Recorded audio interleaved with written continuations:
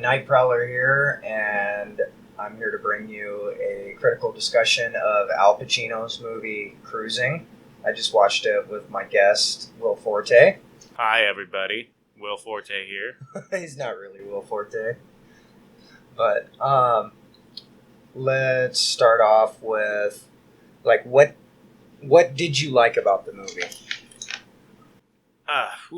That's a hard one. It was definitely desensitizing to gayness, you know. If seeing dudes making out and butts and gay sex and stuff bothers you, then this movie definitely hammers it in your face. Yeah, and it surprised me because it was in 1980 when this was made, and that wasn't okay back then.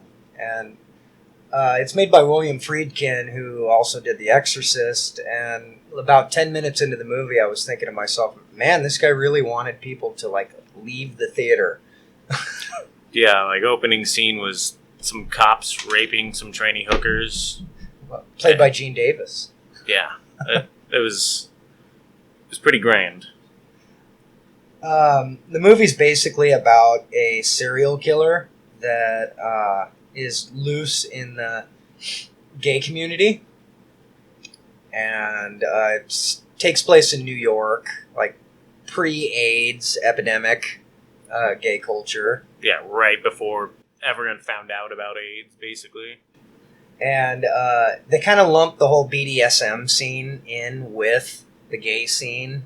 And I really liked how they did some of the murder scenes in it, with the different, what would be that? The effects that the film used, the shadows and what the thing?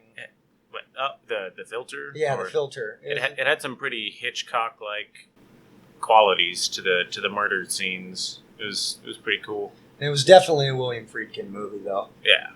Because the shock value was definitely there. And the ending was a little lackluster, though. I don't want to give it away or anything, but they kind of just leave it there, and you're sitting there scratching your head. Either that or I'm just fucking stupid. I think between our two brains, if we both kind of felt the same way. It was what was that? What just happened? Yeah. Without giving away too much of it. It was just kind of confusing ending, which I kind of enjoyed, but it also doesn't really answer some questions. I think he meant to leave it open to interpretation. Yeah, and there were several scenes in the movie that were kind of open to interpretation, too. It's was that some pointless scene, or was it supposed to embed some... Was it supposed to be some foreshadowing of some way? What was he trying to do with it? And Al Pacino ends up basically turning gay by the end of the movie. Which is, that's not the ending, but he starts questioning his own sexuality, obviously. Yeah, and he definitely sympathizes with the community also. About halfway in the movie, he starts to.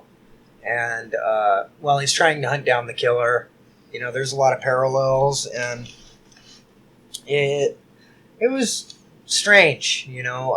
I found all the costumes and music to the movie really funny too, because it was ZZ Top and a Blondie ripoff, and out of nowhere they just throw in some DI. Yeah, and everyone looks like they're in Motorhead or not Iron Maiden. I don't know. Judas Priest. Judas Priest. Yeah.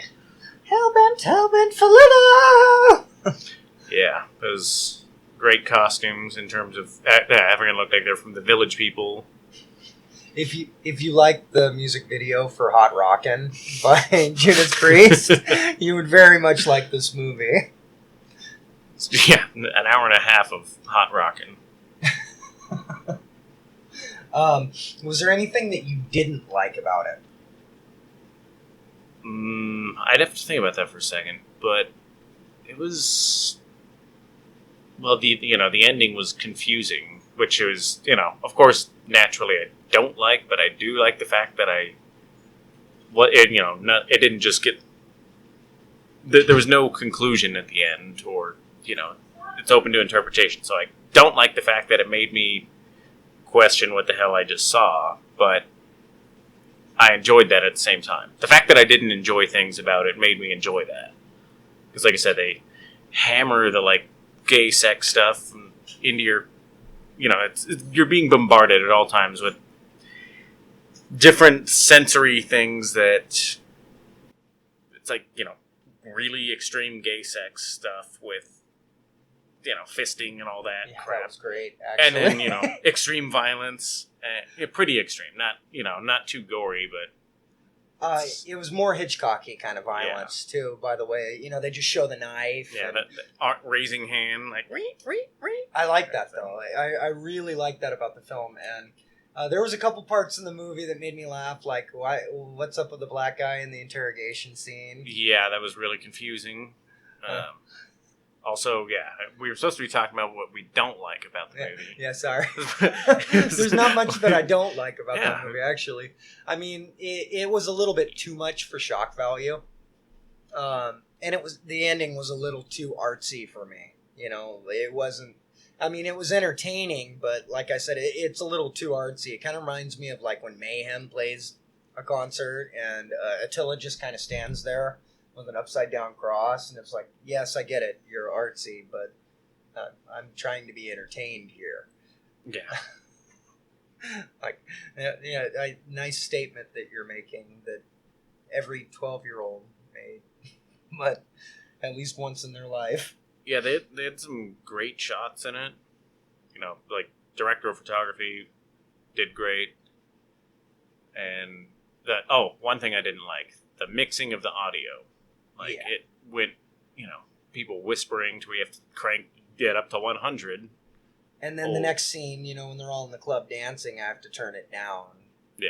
And but I would say it was worth a watch, and I would recommend it to someone. Like, I wouldn't recommend it to like some conservative Republican or something like that. I think that might be who I would recommend it to, just to. But I don't think. Yeah, of course. I don't think I'm going to have too many conservative Republicans listening to my YouTube channel either. But it was good, I would say, overall. I mean, it wasn't great. I've seen worse movies, and I have seen better movies. But for its time, I think if I was alive in 1980 and, like, how I am right now, I think I would have been like, yeah, that was a good movie. Yeah, it was shocking, and it was cool. I don't know if I'll ever watch it again, though. There might be a circumstance in which I would have to watch it myself to force someone else to watch it. Yes, but make someone like... I don't think I need to see it again, necessarily. It's supposed to be based off a novel, and they always say that the book's better than the movie, but I'm probably not going to read the book. Because, like... there's a lot of things you can put in a book that you can't put in a movie, and like they were pushing the envelope pretty far. I'm surprised that this got an R rating and not an X rating back then. But then again, it was before the whole video nasties and all that. It's also funny to see Al Pacino, like what kind of roles he would take before he was in Scarface, because I don't think he ever would have took this role. Yeah, I agree. He was pushing it to the limits in this one. Puns are the lowest form of comedy. Any closing thoughts? I don't know. If you made it this far in this podcasty YouTube thing, then watch that movie. It's on YouTube. Yeah. Or go rent it or whatever you feel like doing. But it's on YouTube right now. Yeah, in fact, it's on there. I'm looking at YouTube right now, and there's like 3 copies of it right there. Just search Al Pacino cruising. Do it now.